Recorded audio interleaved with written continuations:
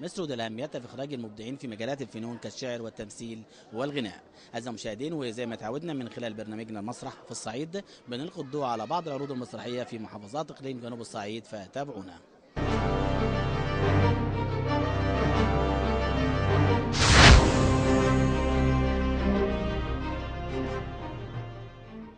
أعزائي المشاهدين، هنشوف معاكم حلقة خاصة عن مهرجان الإقليمي للفرق المسرحية المقام بمدينة الأقصر من داخل قصر ثقافة مدينة الأقصر، فتابعونا.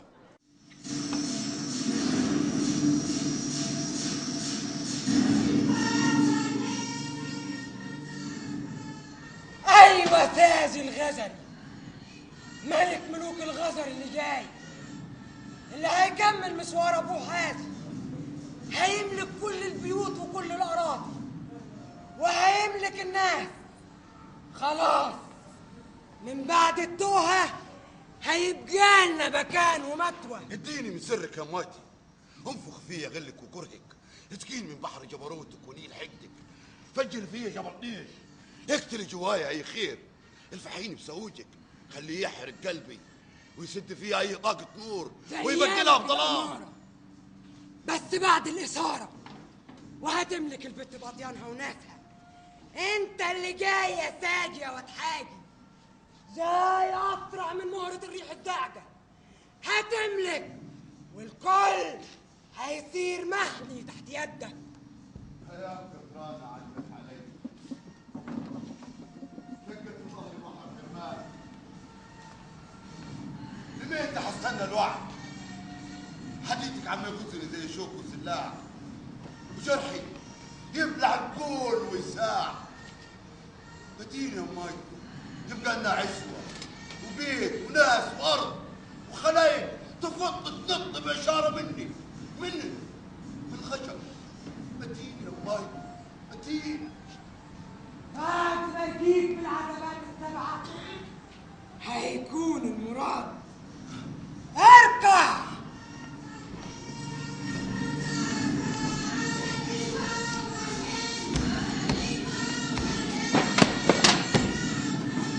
ومية بحر النيل أصب عليك لعنات الكون وسروره وهمه وغمه، يغسل فيك كل شيء طيب ويثبت فيك كل شيء راضي وخبيث. أعزائي المشاهدين، ومعنا في هذا اللقاء الأستاذ سعد فاروق رئيس إقليم جنوب الصعيد، هيكلمنا عن المهرجان المقام في مدينة الأقصر. أهلا بك معنا أستاذ سعد النهارده، وبرحب بك على شاشة قناة طيبة. اهلا وسهلا، كل سنه وانتم طيبين. أستاذ سعد، يمكن حاليا طبعا يمكن في اليوم الختامي في مهرجان المقام بمدينة الأقصر، انطباع حضرتك إيه عن هذا المهرجان؟ وفي البدايه انا بشكر جمهور الاقصر الحبيب الذي احتضن هذا الفعاليه، مهرجان الاقليم لفرق القصور والقوميات للمسرح في اقليم جنوب الصعيد. في الحقيقه احنا يعني هذا المهرجان هو تكمله للمهرجان الذي سبقه وهو مهرجان نوادي المسرح. في هذا المهرجان استمتعنا بعده عروض متميزه، سواء من محافظه اسوان او فرع ثقافه اسوان بعرض العنبر الثالث للمخرج وسام عبد الرؤوف، وكان هذا العرض رائع ومكتمل لكل عناصره ومفردات العمل المسرحي من اضاءه وديكور واخراج، وايضا في اختياره للنص ومجموعه الممثلين. انا احيي على هذا العرض، واحيي فرع ثقافه اسوان على هذا الجهد الرائع. ايضا فرع ثقافه الاقصر عقد حزون المخرج المتميز شاذ فرح، وكان عرض متميز وجميل ورائع. بالاضافه الى عرض فرقه قنا المسرحيه، وهي احدى الفرق المتميزه والعريقه في الهيئه العامه لقصور الثقافه، بعرضها خالة صفيه والدير للمخرج عادل بركات. ايضا هناك استمتعنا بعده عروض لمخرجين شبان في سواء في كومومبيو او الطارف او الغردقه او قوس ونجا حمادي وحسن فتحي. كل هذه الاعمال المسرحيه استمتعنا بها على مدار 7 أيام ان شاء الله. هل في اعتقاد حضرتك انه بالفعل يمكن من خلال هذا المهرجان او المهرجانات اللي بتقام بشكل عام في محافظات جنوب الصعيد بتعمل عمليه حراك مسرحي بين الفرق؟ اعتقد انه تجميع هذه المجموعه من المخرجين ومهندس الديكور وسواء وايضا المؤلفين الموسيقيين، كل هذه العناصر والخبرات تواجدها في مكان واحد يستتبعها انه كل المخرجين بيستفيدوا من بعض في تبادل الخبرات، وايضا في الاستفاده من التكنيكات الحديثه التي يتمتع بها البعض من المخرجين الكبار لبعض المخرجين الشباب في القصور والبيوت الثقافيه في هذه الشرائح المتميزه التي يقومون بها في هذا العروض. استاذ سعد، ما هو الجديد في هذا المهرجان؟ هو يعني بالرغم ان هذا المهرجان ياتي في ظروف قاسيه وصعبه، هي في نهايه فتره الامتحانات الدراسيه، الا ان جمهور الاقصر الحبيب احتضن هذه الفعاليه، وايضا تجاوب مع هذه العروض الفنيه. الاستفاده التي نخرج بها من هذا انه الثقافه المسرحيه في هذه البقعه الحبيبه من ارض طيبه احتضنها هذا الجمهور، وايضا استمتع بالعروض المتميزه في هذا المهرجان. يعني نقدر نقول هناك اهتمام كبير جدا من الهيئه العامه للقصور والثقافه بالمسرح في محافظات جنوب الصعيد، ويتمثل هذا الاهتمام باقامه هذه المهرجانات. بالطبع انه المهرجان الاول هو مهرجان النوادي، وهذا المهرجان ايضا هو ثمره جهد كبير من الهيئه العامه للقصور والثقافه ودعم لاقليم جنوب الصعيد الثقافي. واذا كنا يعني في الخطه، انما لظروف خاصه كان هذا المهرجان مخطط له ان يكون في فرع ثقافه اسوان، ولكن لظروف خاصه تم نقله الى مدينه الاقصر. ما هي الخدمات اللي بتقدمها الهيئه العامه للقصور والثقافه لمثل هذه المهرجانات؟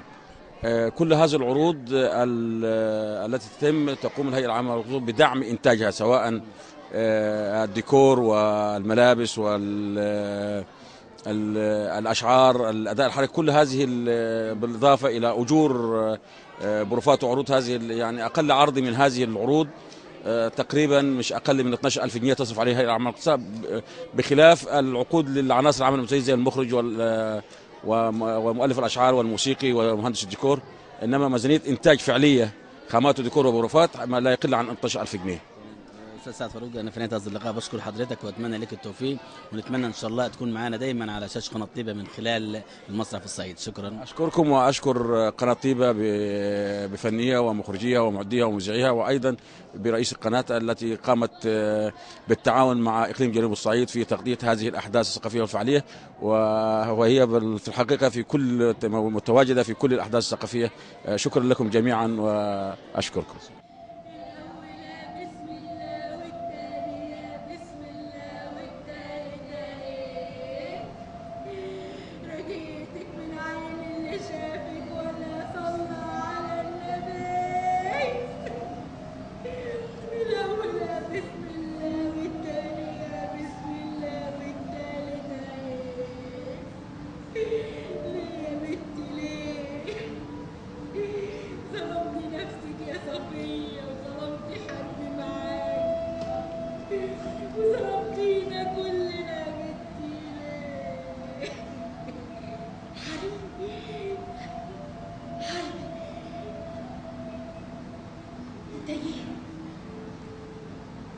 جيت يا نور عيني،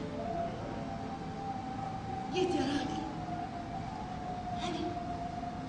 أنا كنت عارفة إنك ما تقدرش تستغنى عني، ما تقدرش تستغنى عن صفية ولا قلب صفية، مش كده يا حبيبي؟ رد عليا يا حبيبي، رد عليا يا قلبي.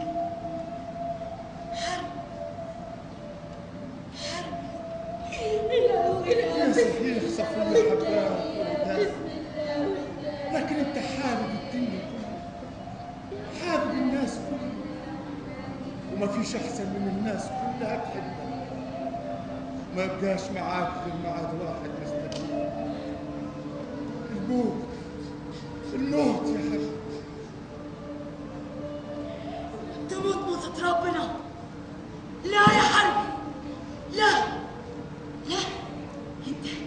انت جاي تقتلني، جاي تقتل ولدي. ايوه، جاي تاخد ولدي مني زي ما خدت عمري اللي راح وعمري اللي جاي. انا اللي لازم اقتلك. لا يا حربي، لا يا صفية،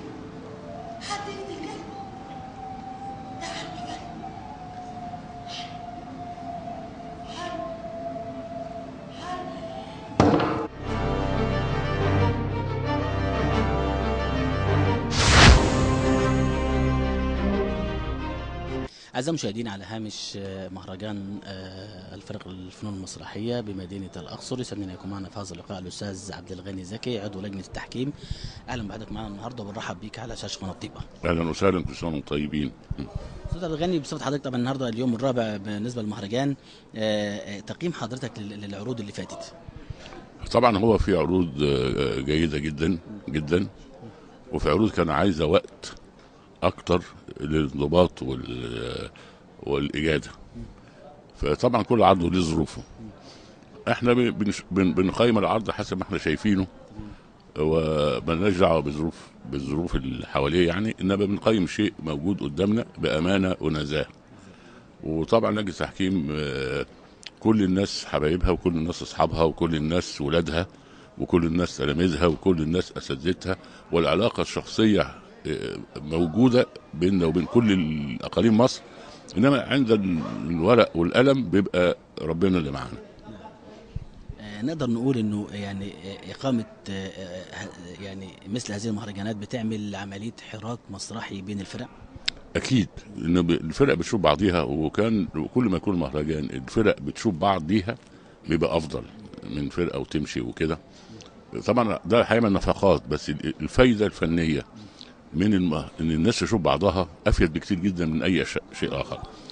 بالاضافه ان احنا ما بنعملش حركه بين الاقاليم وبعضها بالفرق. يعني مثلا انا عندي كل تقريبا قريه فيها مسرح. طيب، وعندي فرقه مسرحيه عامله عرض مسرحي في مكانها. طب ايه المانع ان يتبادلوا الاماكن؟ يعني العرض بتاع بلد دي يروح البلد دي يعرض فيها، فالناس يشوف عرض اخر، ودي يجوا هنا في نفس المكان، وهكذا، بحيث ان العرض الواحد ما يشوفوش اهل المنطقه فقط، يشوفوا ناس كتير قوي. وسوق العرض بحيث ان انا عندي عرض قائم وعندي اماكن يعرض فيها. طب ليه يعني الامكانيات موجوده، كل حاجه، ليه بقى يبقى المكان ده مقفول على الفرقه دي؟ طب انا كمواطن مصري في البلد دي يهمني اشوف في السنه 5 6 10 فرق مختلفه. ممكن جدا حد يتغير فكره من خلال عرض معين يروح بلده، او شاب صغير يخش الهوايه دي، السحر الفني يعني ياثر عليه لدرجه ممكن يبقى فنان عظيم. طب ليه لا؟ طب ايه المشكله؟ عندي دور عرض وعندي عروض، طب ما خليها تتنقل بينها وبين بعضها باتفاق. الموضوع ده مين اللي هو ممكن مسؤول عنه؟ هو طبعا مسؤول عنه الدوله. بس طبعا انا مش هلوم الدوله دلوقتي في ظروفها الآنية، فلينا رؤى ان شاء الله، ويا رب يبقى ده متاح ان انا بحرك الفرق في كل انحاء مصر. يعني يكون فرقه في مثلا اسكندريه وتعرض في اسوان، بتاع اسوان يروح اسكندريه، يا سلام، شيء بنقل الفكر اللي هنا والرؤى الثقافه، الموروث الشعبي هناك، ويبقى في التبادل ده والتنوع ده بيدي ثراء. طبعا، يعني تبادل ثقافات. هي طبعا مساله ماليه ومساله انتاجيه وكده يعني. يا رب يبقى مصر قادره تتغلب على العثرات الماليه عشان نقدر نغدق على زرع ونبت افيد بكتير قوي من اي حاجه اكتر. يا خالد، قندور البلد مجروح، جعان ولقمة ترد الروح. يا خالد، قندور البلد مجروح، جعان ولقمة ترد الروح. اسمع عوزتك تاني يا ام الشعوب. لا، ليكي ما اقولهاش. بس الصدقه في يدي، بدل العيش لحم وشهد. وان كنت ما تقبل الصدقه اشتري اشتري بايه؟ الثمن ضفايرك يا ام الشعوب. ايش قولك؟ قلت موافقة. وادي الوقت وادي المقص وشعرك عليكي خايل وعايل. هيكون خيلان اكتر من ثمنه بساد ايوب. قصي قوام يا غزية، قصي قوام يا غزية، قصي وخلصي.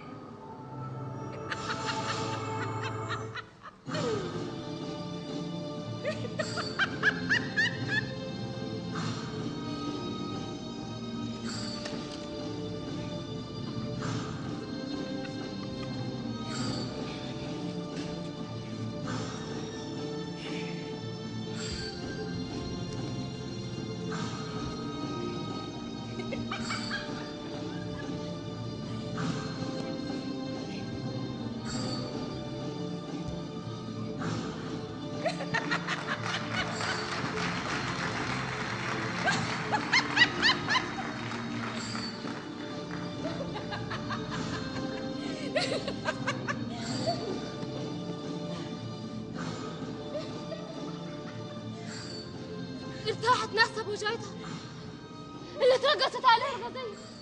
ما صدقتش عليا بس عارف ما حدش فيكم يصدق عليا. تمن زادك خطوية، تمن زادك خطوية، تمن زادك خطوية.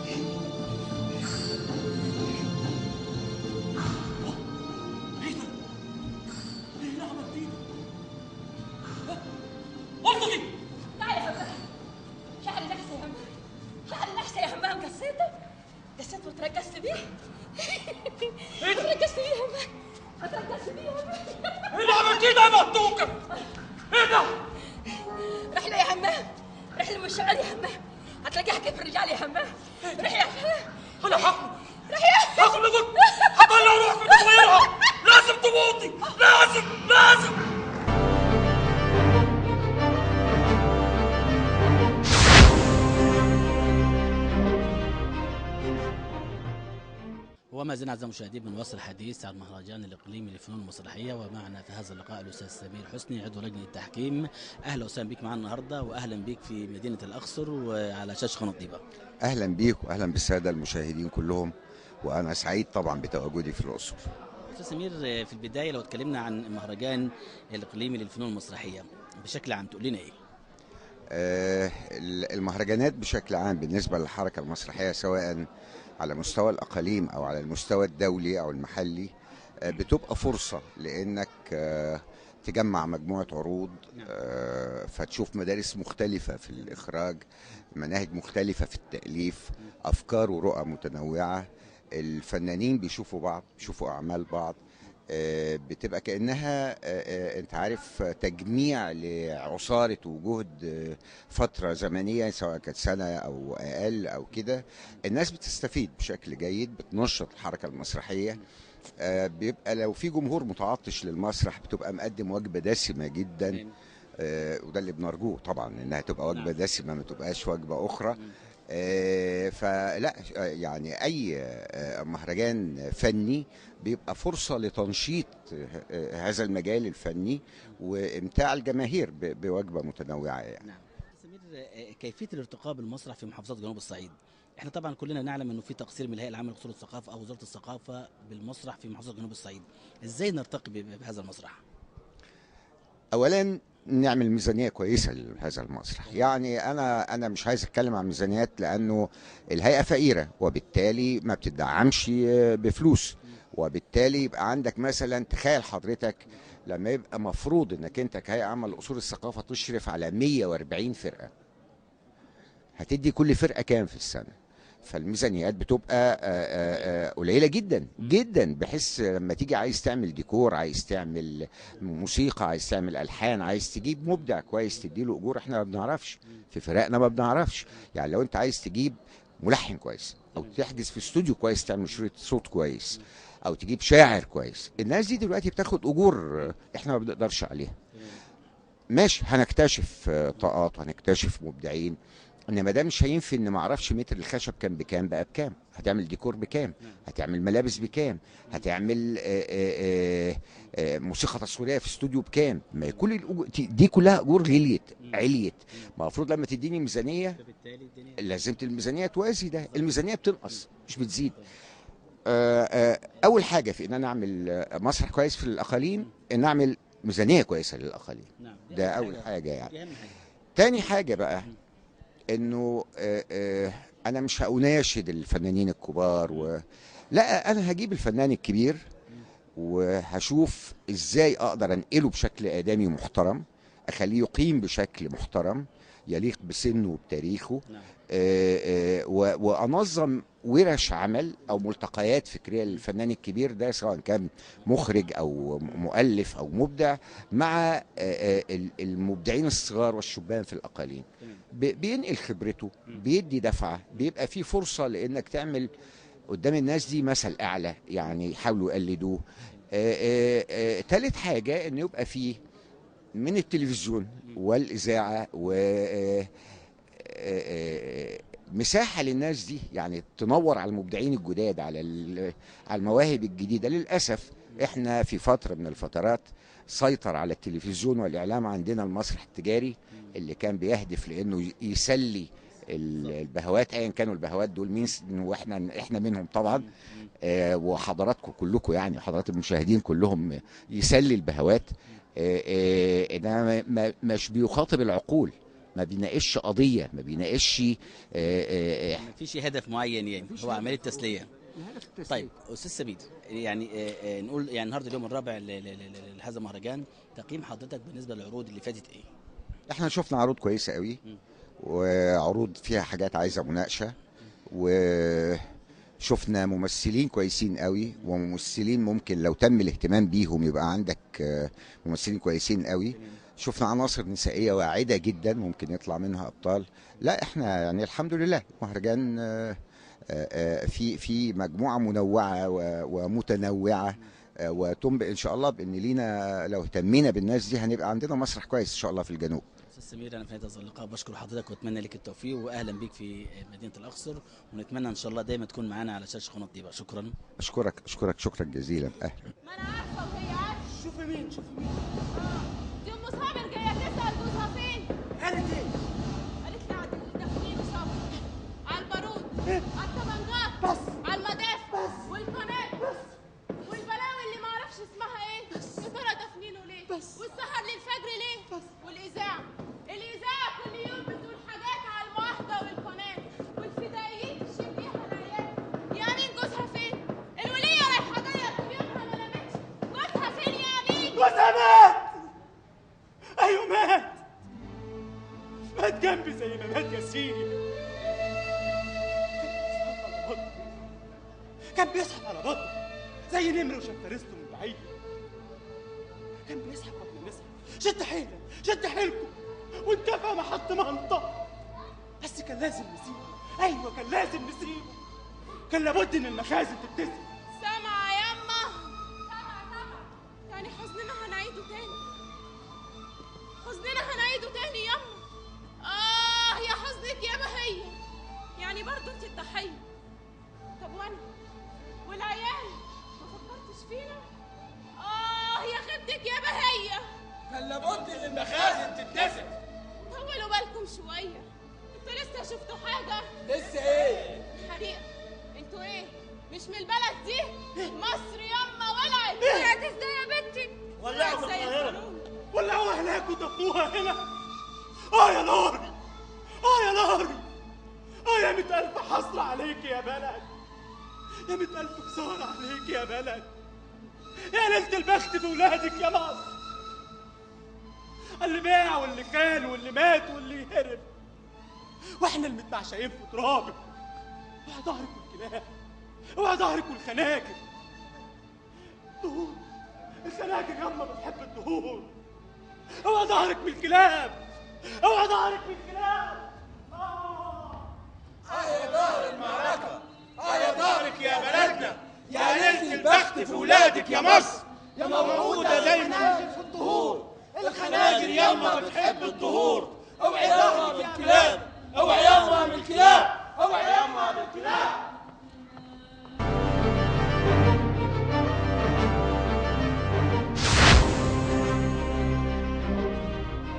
وما زلنا اعزائي المشاهدين بنواصل الحديث عن المهرجان الاقليمي للفرق المسرحيه، ومعنا في هذا اللقاء الاستاذه وسام عادل مدير المهرجان.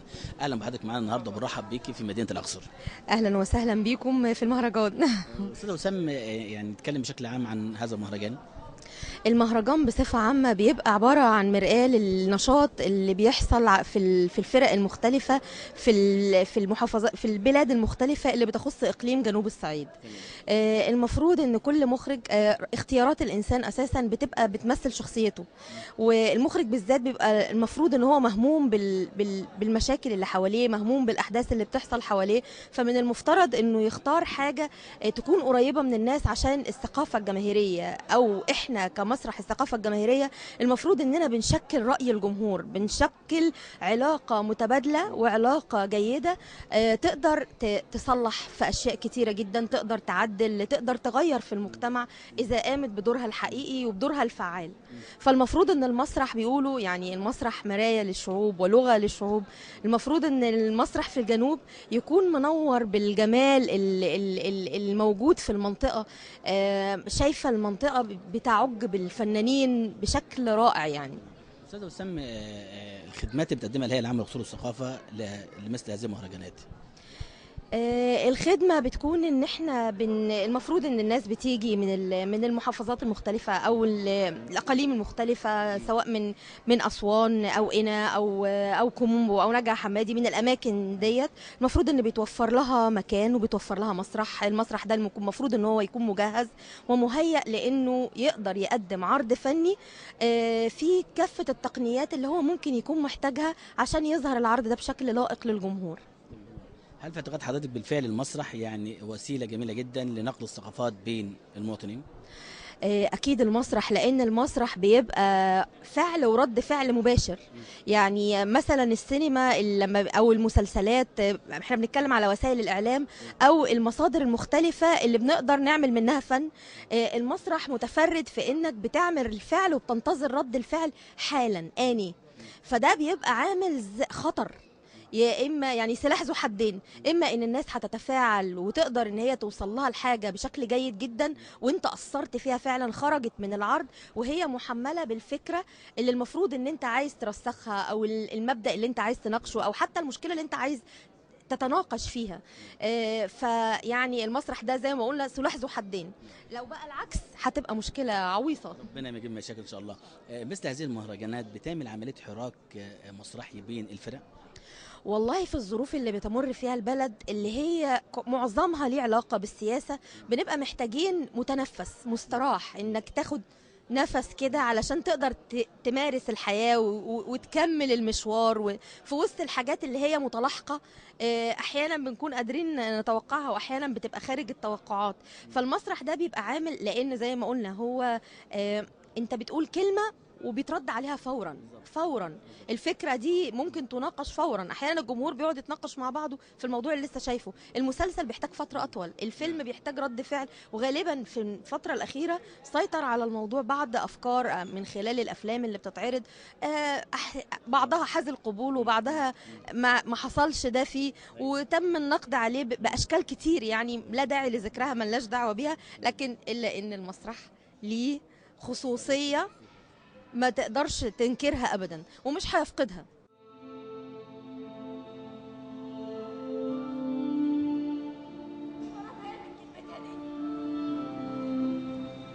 يمكن البيت اللي فتح لها بابه، ويمكن الناس.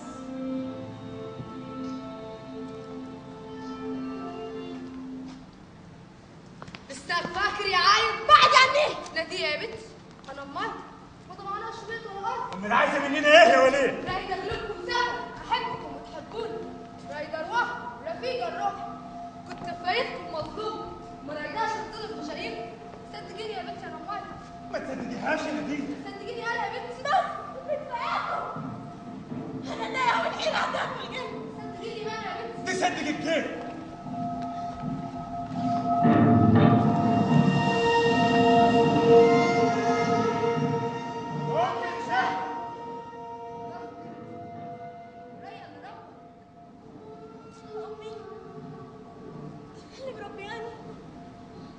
واهل البلد وين؟ هصدق مين؟ ايه اللي بتقوليه ده؟ الجاي وليد الفايد، نحكم الفايد. وانا موافق. هات فايدك يا عالم.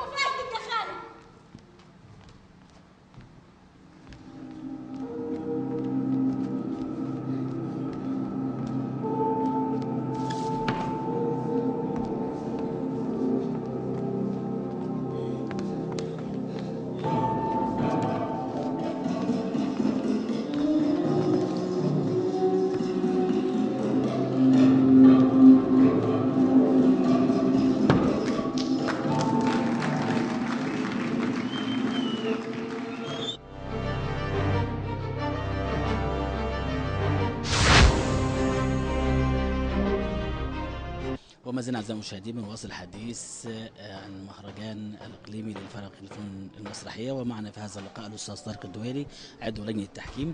اهلا بحضرتك معنا النهارده وبنرحب بيك على شاشه قناه طيبه. اهلا بيك استاذ طارق. نقول مثلا النهارده اليوم الرابع بالنسبه للمهرجان، تقييم حضرتك للعروض اللي فاتت؟ مش هقدر اتكلم في التقييمات، لكن بشكل عام في حالة كويسة، يعني في حالة مسرحية، يعني على الأقل في عدد معقول بالنسبة للعروض اللي شفناها يعني. تمام.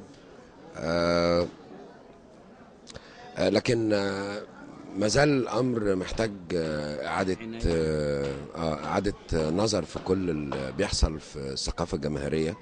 واعتقد المسألة مش مسؤولية الفرق يعني، لكن هي أكثر تحال للإدارات، يعني سواء الإدارة المركزية في القاهرة أو الإدارات الموجودة هنا. ما أعرفش بالظبط مين اللي بينسق المسألة، لكن لازم يبقى في سبوت أكتر على العمل في الثقافة الجماهيرية، خاصة احنا محتاجين ده بشكل واضح في الوقت ده، خاصة أن مصر بتمر بظروف مقاومة فكر الإرهاب. القضية مش الحلول الأمنية لمقاومة الإرهاب، لكن الحلول الحقيقية حلول فكرية، الفكر يقاوم بالفكر.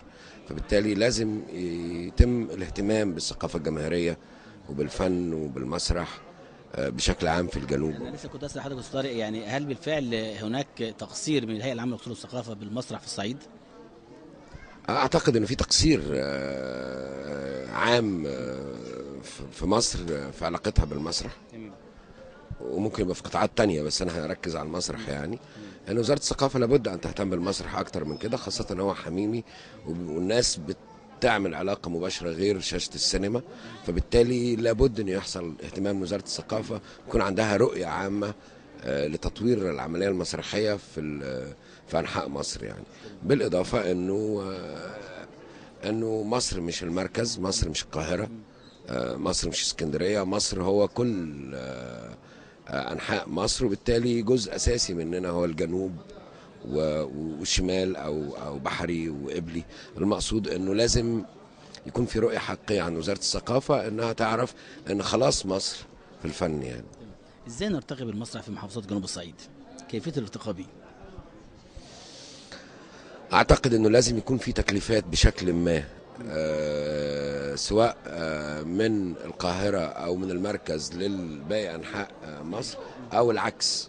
يعني لازم يحصل سبوت أساسي على أنحاء مصر المختلفة سواء الجنوب أو بحري، وفي نفس الوقت يتم إرسال كوادر فنية من القاهرة أو من المركز لباقي أنحاء مصر، يكون بتكليفات ناس تكون معروف عنها بشكل ما أنها متماسكة فنيا وفكريا، وتبتدي تشتغل على ده زي ما كان بيحصل زمان بشكل ما. وفي نفس الوقت الفنانين اللي هم بيبذلوا جهد هنا وجادين يتم تنويرهم جوه القاهرة، بحيث ان هم ياخدوا خبرة جديدة وياخدوا يعني يتناولوا يخشوا مهرجانات بشكل افضل من كده. لازم يحصل اهتمام بجسد مصر المترامي عبرها.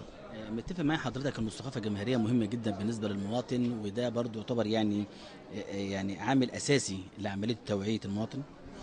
انا قلت انه انقاذ مصر في الفن في الفكر، لان مقاومه الفكر دلوقتي مقاومه اي فكر مظلم، يعني مقاومه الفكر عامه بالفكر. فانت ما عندناش خلاص غير انك انت تنشر الفكر عن طريق الفن والفنون الاخرى يعني. انطباع حضرتك ايه بقى على هذا المهرجان اللي احنا موجودين فيه ده؟ اللي هممني بصراحة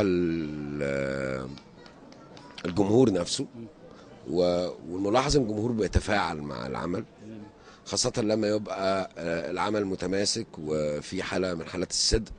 فلما بتلاحظ ان الجمهور صامت، مش بيهيص، مش بيسقف كتير، فده يعمل علامة استفهام ان الجمهور فعلا داخل في حالة وفي حالة تركيز. فاعتقد ده اهم في رأيي إجابة ليا، انه الناس متعطشة لحاجة حقيقية تقدر تلمسهم وتقدر تخليهم مشاعرهم وأفكارهم تتدفق وتتطور وتتغير يعني. قالوا للحرام احلف، كنت فاكراك هتقول لي جاني يقدم كفنه البريء من الدم. حرام تصلي عليه صلاة الجنازة وهو حي يا موت ابوك يا واحد. ويموتوا ليه؟ وليه ياخذ العاطف النقاوي الكبير بعد موت ابوك بليله؟ ليه؟ يعني عن ابوي هو اللي قتل مرزوق للطحاوي. ابوك ما قتلوش يا ولدي. وايه اللي يثبت؟ ايه اللي يثبت انه ما قتلش الطحاوي الكبير؟ سره كان في بيري. وسر موت حسونه العزازي عند علام الغيوب يا ماي. يعني ايه؟ يعني 2 شهود عدول يحلفوا على كتاب الله قدام النيابه سلام الطحاوي قاتل حسونه العزازي. مالك كفه العض على القصاص؟ يمين الله لا ارمي الجبه والقفطان اجيب لك راسه. النفس بالنفس يا ماي. يسلم زندك. والتنين الشهود هتجيبهم من وين يا ابو العمامه الشريف؟ من حلق الخوف اللي مخلي شنبات النشا تنام بالمغرب. حلوان مش بغل بخلقه تغمي عينيه. تهمليه وقت ما انت عايزه وتجيبيه وقت ما انت عايزه وتحرميه من حضنك وقت ما انت عايزه. يوم ما تجيبيه عايزاه يموت في خلق الله بدون بينه ولا دليل. ايه؟ انت كنت مغرباني عشان اتعلم ولا عشان توديني لي بعد سنين الغربه يا ماي؟ كنت الدخيل الوقت عوزه يا ابن قلبي. اللي انت كان ابوك يا اللي انت من صلبه. خصوم وصفصاف على كل سكه. ما كانش نجاب حيطان يا رجل ولا كان قاطع طريق. وما كانش نبي يا ماي. ما زنتش فيك يا عار وعمري ما كنت خاطئ. انت عار ده يا ماي عار. العار النرمي اللي اتعلمته ورا ظهري اتحزن بالغل واتكلم بالسكين. اليد اللي تضب بعساكر اقوى من اليد اللي بتضرب. حرام العيش اللي بيسرق بالتاول ولده اشرب بكثير من مسروق. الشمعة اللي بتنور في العظمة طريق احسن من الشمس اللي عليها سحاب. عساكر الارض اللي بتطرح حنظل احسن من ارض البور. ايه اللي جابك يا لوح؟ جيت هدي الناس اللي اتعلمت خلاصها. جيت اعلم ولاد البلد. يعني لو جالك ولد سلام الطحاوي هتعلمه؟ الزرع اللي بيشرب دم بيطرح سم، والزرع اللي بيشرب حب بيطرح حب.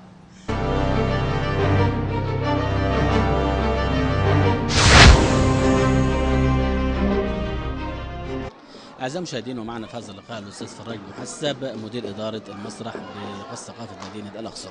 أهلا بك معنا أستاذ فراج وبنرحب بك على شاشة قناة طيبة وكل سنة وحضرتك طيب. وبشكل عام كلمنا عن مهرجان أو كمية المهرجانات التي تم إقامتها الفترة الماضية داخل محافظة الأقصر. أولا كل سنة وانتم طيبين وشرفتونا وأنا بشكر الأول قناة طيبة لمتابعتها واهتمامها بالمهرجانات وبالمسرح عامة في جنوب الصعيد.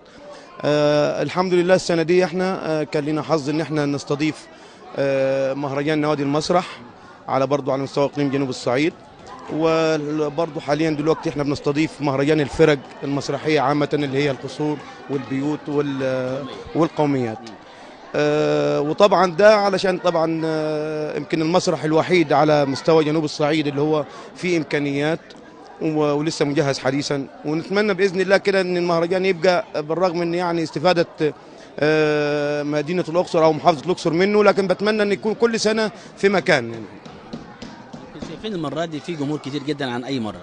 هو يعني بالرغم ان انا كنت متخوف من حاجه بان التوقيت بتاع المهرجان طبعا مواكب لاغلبيه الامتحانات طبعا، ولكن الحمد لله يعني انتم حضراتكم شايفين ان الجمهور ادي احنا دلوقتي في جميع يعني لينا بتاع 11 عرض او 12 عرض، والحمد لله يعني الجمهور. شايف انه كان في عمليه تنافس في خلال هذا المهرجان؟ هو في طبعا تنافس شديد بالذات بين القوميات طبعا. يمكن القوميات يمكن عناصرها طبعا يمكن معروفه، قوميه اسوان وجينا والاقصر طبعا انهم حتى عناصر الخبرات اللي فيها طبعا جيده، اغلبيتهم من المؤسسين للفرق نفسها دي. طبعا على مستوى القصور في منافسات، والحاجه اللي لفتت نظري المهرجان ده ان منافسه قويه كانت بين البيوت، يعني بالرغم من الميزانيات الضعيفه للبيوت طبعا بتختلف عن القصور والبيوت، لكن كان هناك منافسه شديده يعني. ايه هو الجديد بقى خلال هذا المهرجان؟ والله احنا طبعا احنا بالنسبه للمهرجان السابق شفنا ايه اللي كان لازم علينا او كان واجب علينا ان نعمله. فالمره دي يعني حتى كان عندنا احنا المفروض بالنسبه للمبيت والفرق اللي هي القادمه من اسوان والبحر الاحمر، ولكن احنا برضو قدرنا نجهز استراحات المتوفره عندنا في الفرع، وبتعليمات من رئيس الاقليم ان الفرق كلها تاجي، وممكن نفتح لها الاستراحات. اللي عاوز مثلا يجي من بالليل يركب ديكوره ويجهز اضاءته، يستفاد برضه من جميع الامكانيات الموجوده في الفرع هنا يعني. شكرا. كل سنه وانتم طيبين ومتشكرين لاهتمامكم بالمسرح. انت فين يا شفيق؟ انت فين يا شفيق؟ انا هو قدامك، مكسوف من عملتك يا متولي. انت فين يا شفيق؟ عيني في عيني، انت خلاص بقيت زي شفيق، لحقك العار. جيت ليه يا اخوي؟ انت فين يا شفيق؟ ايه اللي جابك هنا يا اخوي؟ انت فين يا شفيق؟ مش شايفك ليه؟ عشان بقينا شبه بعضينا في الضل. عشان بقينا شبه بعضينا. مش شايفك ليه؟ عشان بقينا شبه بعضينا في الليل. مش شايفك ليه؟ عشان بقينا شبه بعضينا في الليل. عشان بقينا شبه بعضينا.